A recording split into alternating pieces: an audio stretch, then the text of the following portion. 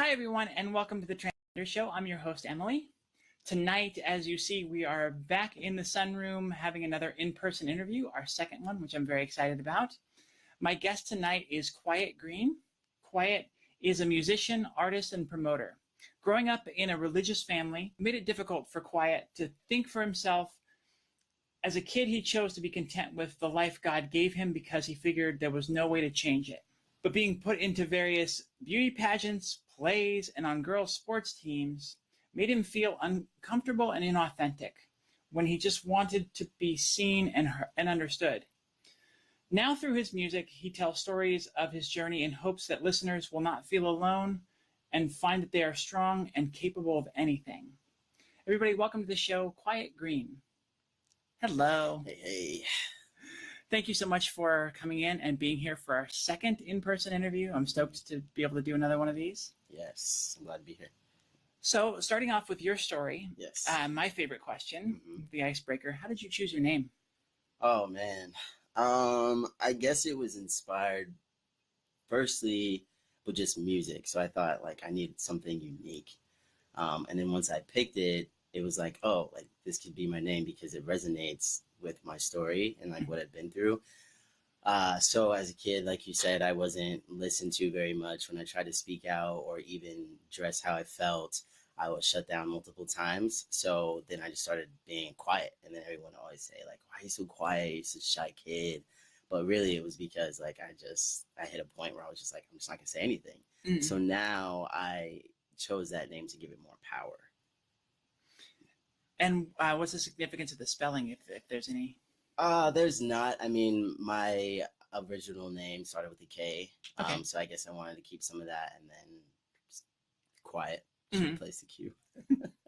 And I mentioned in the intro that you're a musician. How did music factor into your upbringing as far as from like a transition perspective? Like, was it something like were you always drawn to masculine music or masculine figures there, or certain type of things that people were like, that's not music you should be listening to?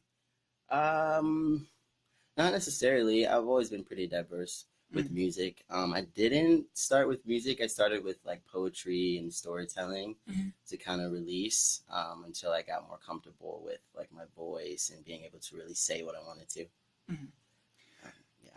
So, you knew from an early age that what you were being told you were wasn't quite right. Yeah. When did you realize later on, how old were you, kind of like where were you in your life when you realized that transgender was the term that fit for you?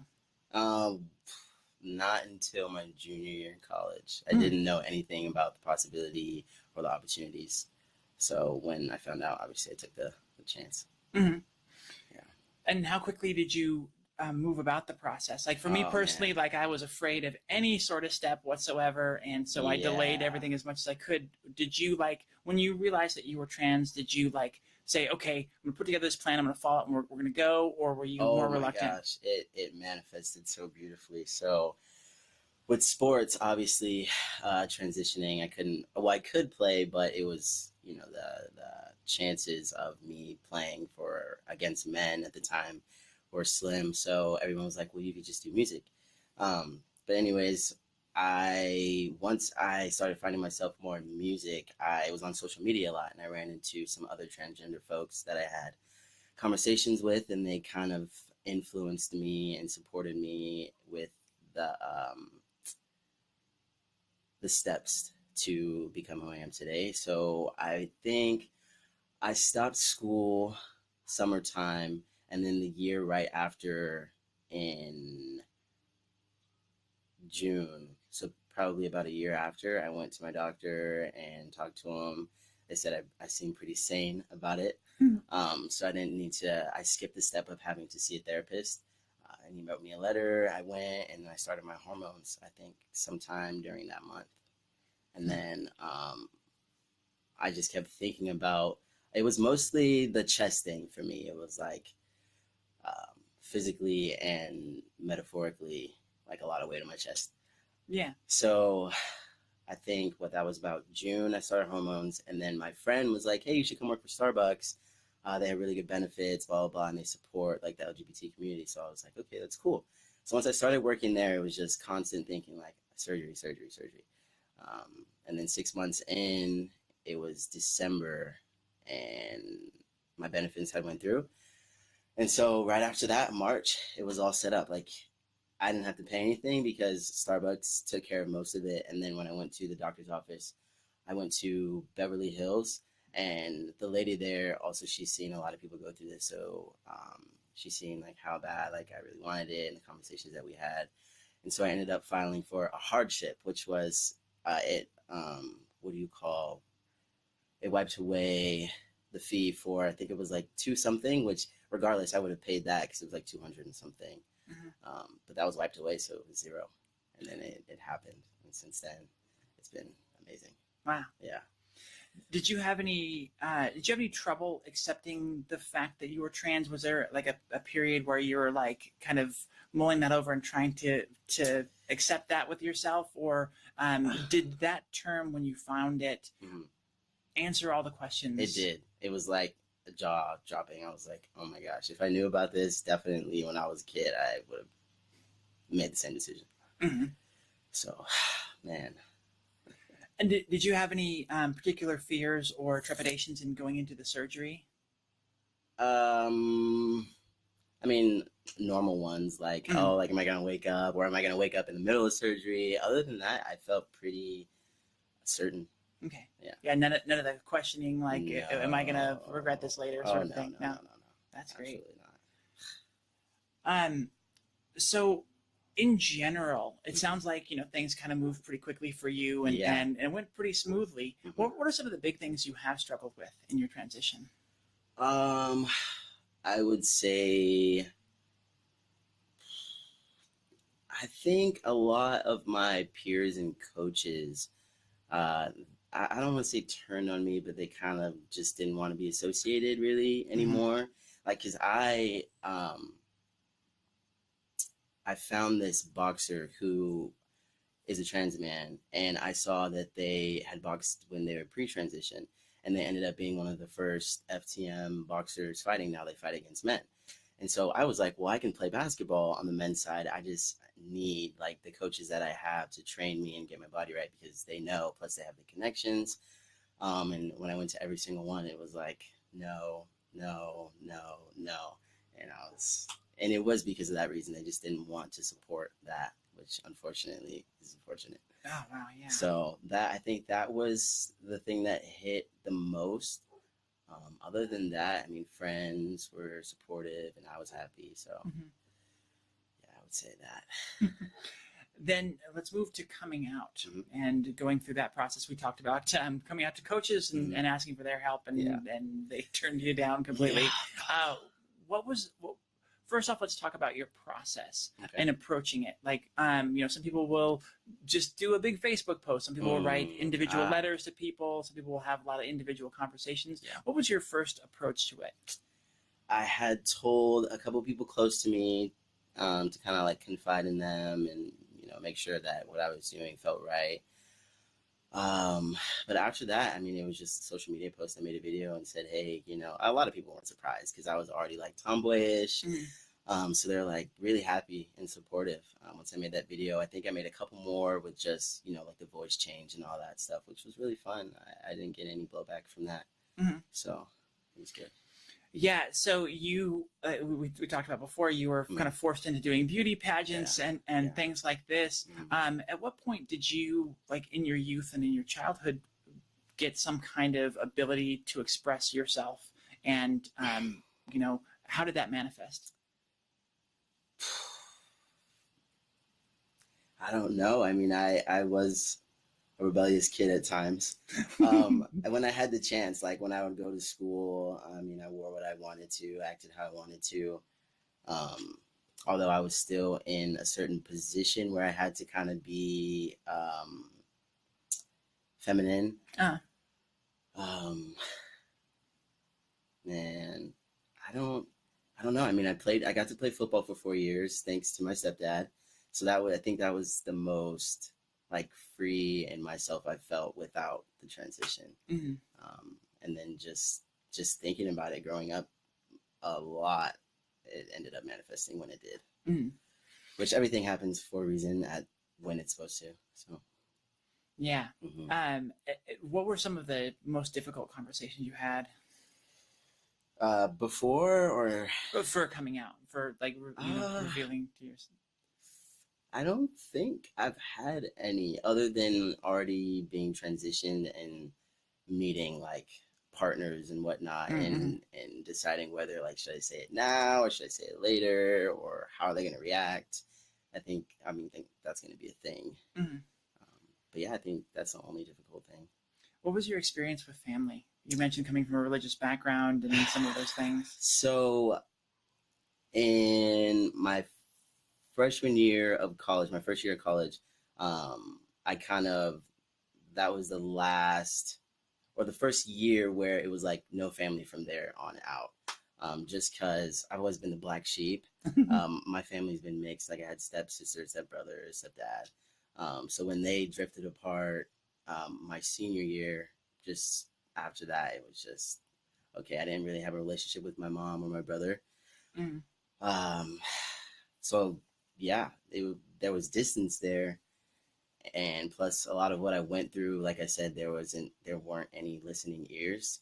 So I felt like it was best to just do my own thing, have my own life, make my own decisions. And from here, still today, when I first transitioned, I would hear down the grapevine, like the same stuff from my mom, at least, like, oh, like who told you this was okay? Or like who influenced you to do this? And it's like, you still don't get it.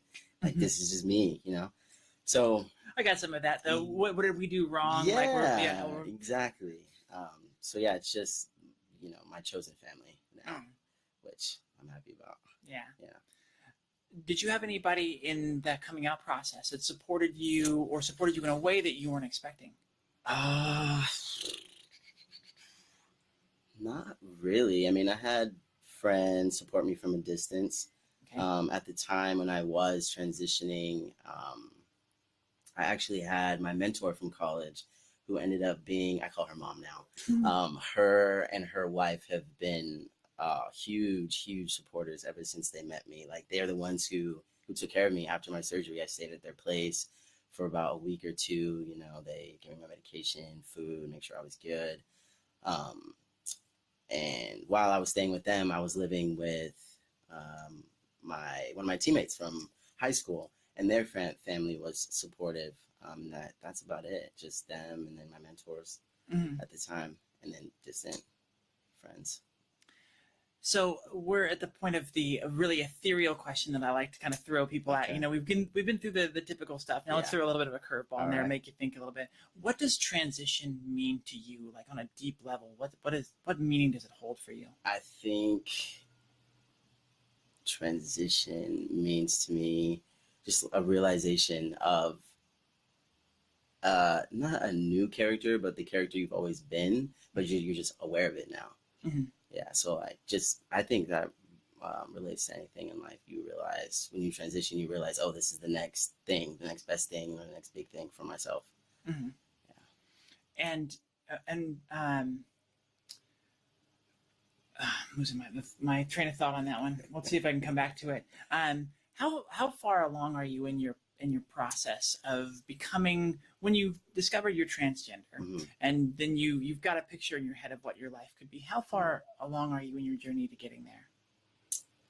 I'm probably 80% there. I think what'll complete that is I'm trying to get this beard to come in. It's like it won't connect, but that's a little thing. I think family for sure is a thing for me, and that's obviously, there's questions there that I don't know yet. I don't know if there are answers as far as obviously being able to make kids with the partner that I choose. Yeah.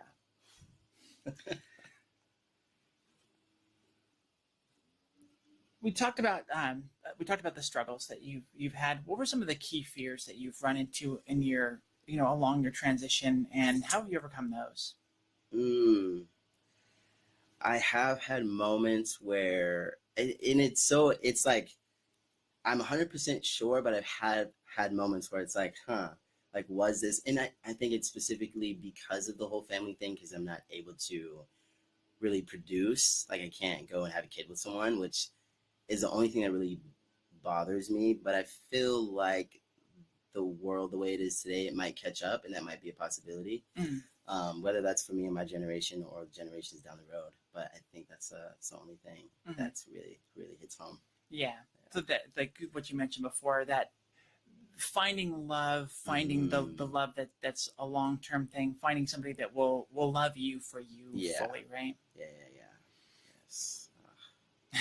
Have you had any positive experiences in seeking that out, in dating and trying to find somebody? Yeah. I've had some experiences. Right now I'm seeing someone who's very accepting and very understanding and very willing to do whatever it is, where we're both happy meeting each other halfway and whatnot. Yeah, it feels good. That's what we hope for. Yeah. Along your journey, have your goals shifted in any way? Like things that you thought you would need to transition to feel like you, or any of those sorts of things that either came off the table once you realized you were good, or things that you thought maybe you wouldn't do or wouldn't want to go through, that you changed your mind once you got into it? I'm sorry, ask that question again. Just have your goals or your plan of your transition changed as you've gone through it?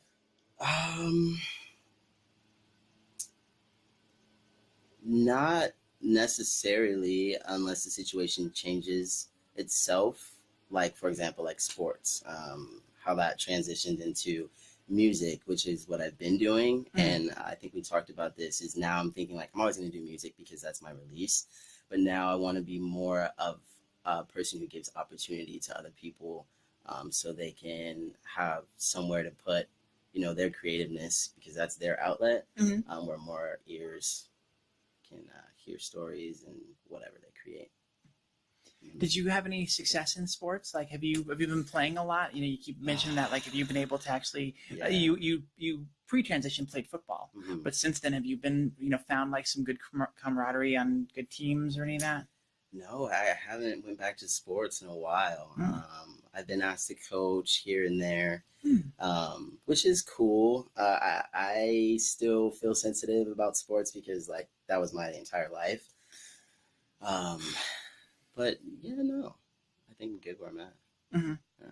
What is your main sport for playing? Basketball was my main sport, but football, if I had the chance, that I would have taken that all the way for sure. Yeah. So at this point, do you run into dysphoria on your day-to-day very often? Not, I don't know if it's that often. It's usually when I'm with a partner.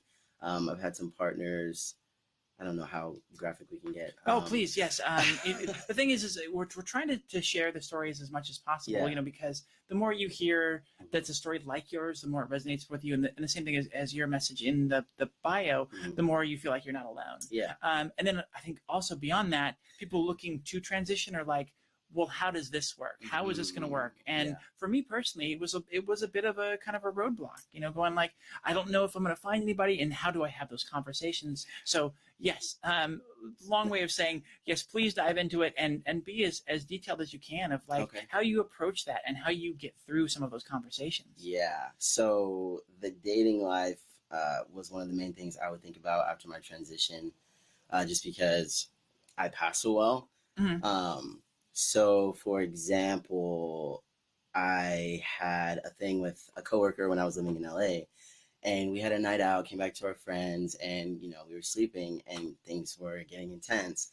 And, they wanted to reciprocate the same energy, but I had to stop them because I was like, well, we didn't have this conversation and I don't want this to go sideways. So luckily we got through the night, and then the next day I had said, I put everything on social media. So it was like, and usually people go and scope like your social media before they interact with you or whatever.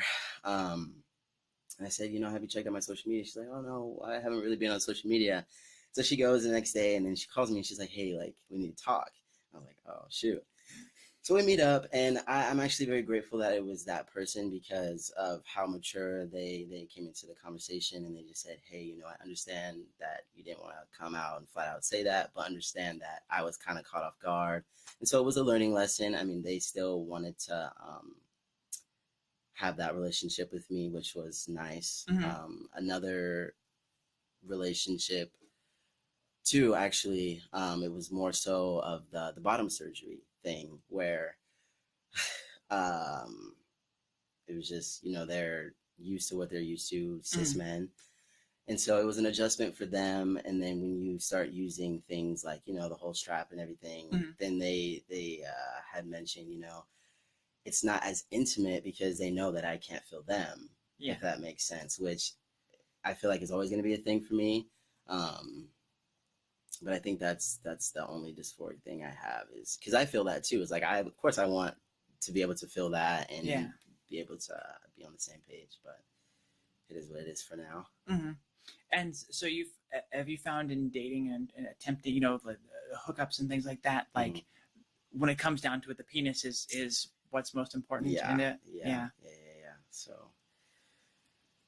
I don't know. I mean, I don't know what to tell them. It's just you either have to work with me or, you know, I understand. Or bounce, and have you been able to find the sweet spot in that conversation? You know, when to have that conversation, how to have that conversation, and bring that up, where it's like it can come out sort of organically and not just be an awkward like. You seem like you're sort of vibing on me, so like, you know, because you don't want to break the vibe, you don't want to ruin any of the mood, but. So I figured that, I mean, I'm usually the type that likes to get to know someone first anyway. So I'm not much of like a go out and like stay over on the first night. But I feel like if I feel like I have a connection with them and it's mutual, then I'll say, hey, like, if you didn't know, like, this is the situation. And if you feel uncomfortable, I understand. If not, then we can continue. But this person that I'm talking to now, I think we met a while ago and had that conversation, and they're on my social media as well. So they were already aware and okay with it, which I was happy about. Good, So that took a lot of stress off. What do you do? So we talked a little bit about dysphoria and things like that. What do you do to find validation if something does particularly hit you and you feel you're kind of feeling down on yourself or whatever? What kind of things make you feel like yourself? Your macho self, I guess. I mean, to be honest, I think it's always going to be music. I honestly think I made a song about it. I'll just write about it. Okay. That's my main release. And then I feel better.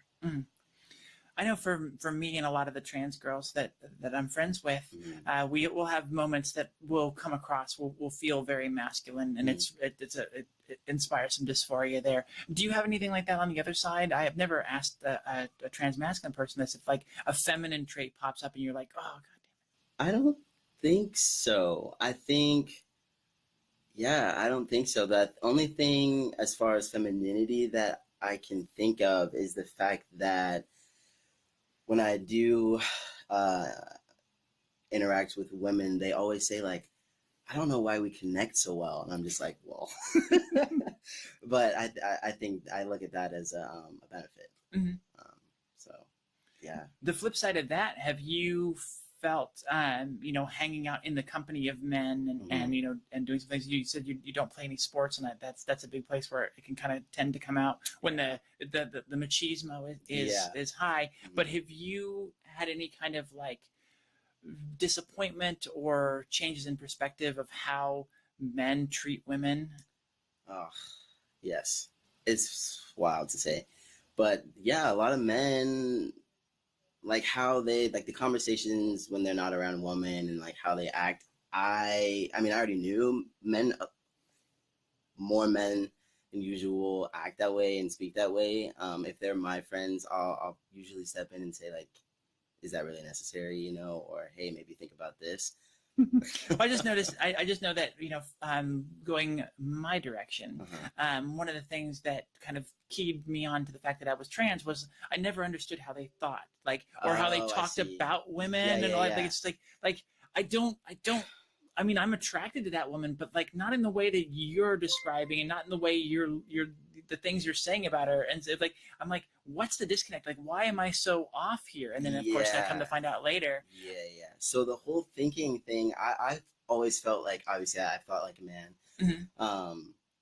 But I feel like too, I've had the insight of how women feel growing up with, like, you know, just from high school to college to after college, with what women look for and what they want, just because I've been, you know, I have women as friends since playing and, you know, being in the woman group, if that makes sense. Mm-hmm. So I think I kind of had like, not a cheat sheet, but kind of like an inside ear of like, okay, this is what not to do and what to do. So, yeah. Did you tend more towards male friends when you were growing up? And I now wanted to, but since I wasn't, like in school, it's you have guy groups and girl groups. So like at the time, it wasn't not allowed, but it wasn't a thing, if that makes sense. So I was always with girls, everywhere. Especially because like when you play sports, you're just with your team, like 95% of the time. Yeah. So, how do you feel that your transition has affected your mental health? Tremendously. Like, yeah, a big difference. I was so moody and experiencing depression and whatnot, and as soon as the transition happened, it was like everything was gone, and it was so relieving. It's crazy, but yeah, it was. I'm speechless still. That's wonderful. Yeah.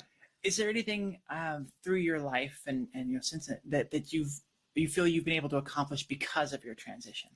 Not necessarily, other than like being able to pass, really. And I know testosterone's a very powerful hormone. Oh my gosh. Did things change very quickly for you once you started down that path? They did. Yeah. Definitely felt, I guess, what I was supposed to feel off the back. So I was more like in the mood, if you know what I mean. I was more short-tempered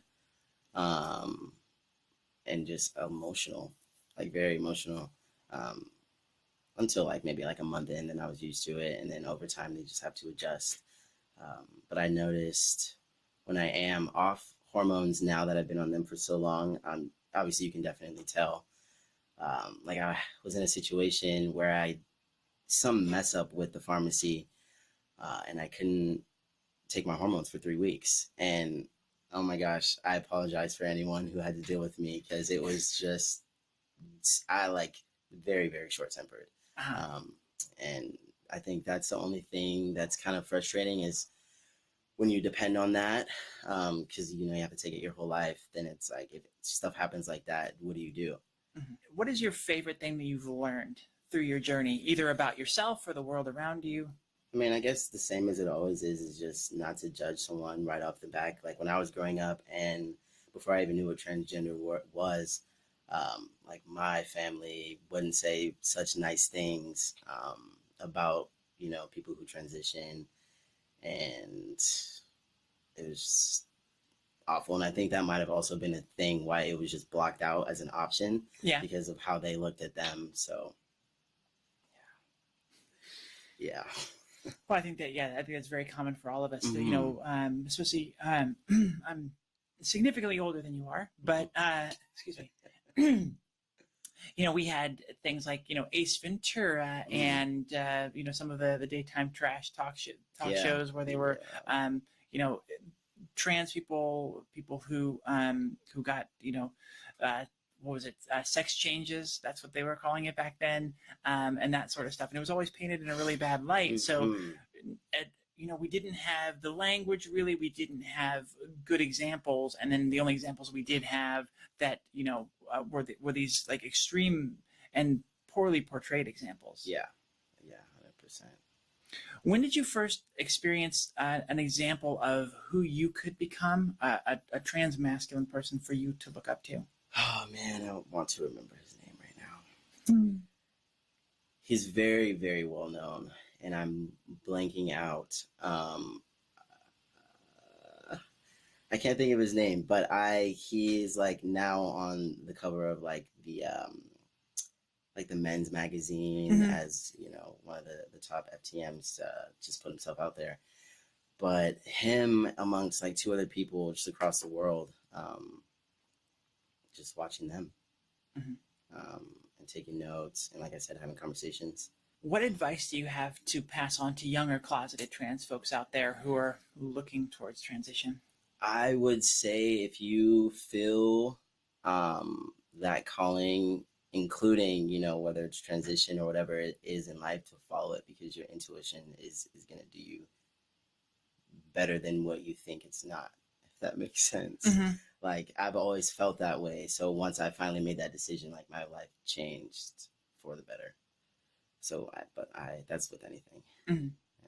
Yeah, like I said, mine was kind of, I had a bunch of hurdles of fear of each step, anything permanent, any of those sorts of things. And so I really kind of held myself back and pushed back against that internal thing. And then yet every step I took looking back, I was like, oh yeah, that was the right thing to do. Yeah, I'm glad I did that. I'm glad I did that. Yes. Oh my gosh. So I'm glad you were able to follow yours, and it led you the right way, and didn't resist as much as I did. Apparently. Yeah, no, I hear a lot of stories about people being scared in any situation, but once you do it, they always say something like, whatever you fear the most is what's going to help you grow the most. But yeah, once you decide to make that decision for yourself, you'd be surprised like who comes in or what comes in after that to help support you. Wonderful. Well, Kuiet Green, thank you so much for coming on and sharing so much of your story with us. We really appreciate it. Of course. I'm happy to be here. Thank you.